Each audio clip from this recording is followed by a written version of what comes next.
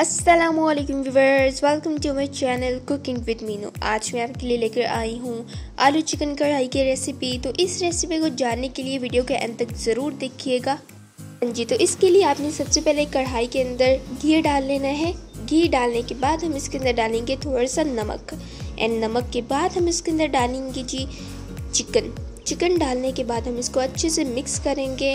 नमक हमने इसलिए डाला है ताकि जो हमारा चिकन है वो नीचे लगे ना, अच्छे से मिक्स हो जाए आराम से। अक्सर जो हमारा चिकन होता है वो कढ़ाई को लग जाता है, तो नमक डालने से क्या होगा, ये अच्छे से मिक्स हो जाएगा एंड ये चिपकेगा नहीं।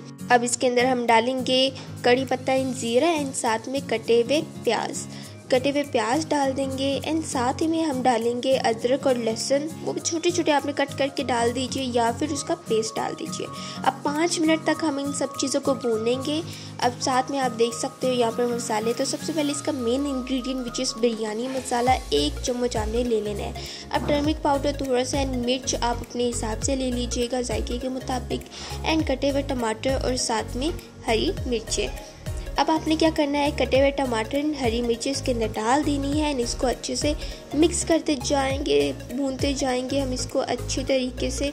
बहुत ही इजी तरीके से हम ये रेसिपी बनाएंगे। हाँ जी, तो उसके बाद हम इसके अंदर डालेंगे वो तीनों मसाले। नमक हम पहले शामिल कर चुके हैं, अगर आप और ऐड करना चाहो तो थोड़ा सा और ऐड कर सकते हो। अब इसको तकरीबन 10 से 15 मिनट के लिए हम अच्छे से भूनेंगे। जब 10 से 15 मिनट के लिए अच्छे से भून जाएगा तो हम डालेंगे कटे हुए आलू को आपने नमक लगाकर पहले धो देना है एंड देन इसके अंदर ऐड कर देना है एंड इसको भी हम अच्छे से मिक्स कर लेंगे। बिरयानी मसाले के अंदर भी पहले से नमक मौजूद होता है, इसलिए हमने इसके अंदर नमक नहीं डाला। अब थोड़ा सा पानी लेंगे एंड इसको अच्छे से मिक्स करते जाएंगे। तकरीबन 2 मिनट के लिए हम इसको अच्छे से चम्मच हिलाते जाएंगे। अब थोड़ा सा और मज़ीद पानी हम इसके अंदर डाल देंगे एंड इसको ढक कर रख देंगे तकरीबन 10 मिनट के लिए। 10 मिनट बाद हम इसका ढक्कन हटा देंगे एंड इसके ऊपर डाल देंगे सब्ज़ धनिया कटा हुआ। ये डालकर हमारी जो रेसिपी है वो हो जाती है कंप्लीट एंड ये है इसकी फाइनल लुक। उम्मीद है कि आपको ये रेसिपी अच्छी लगी होगी। आप ये रेसिपी बनाकर घर में ट्राई कीजिए। हमने इसके अंदर बिरयानी मसाले का इस्तेमाल किया तो उससे ये रेसिपी बहुत मज़ेदार हो जाती है। बिरयानी मसाला इस रेसिपी को 4 चांद लगा देती है।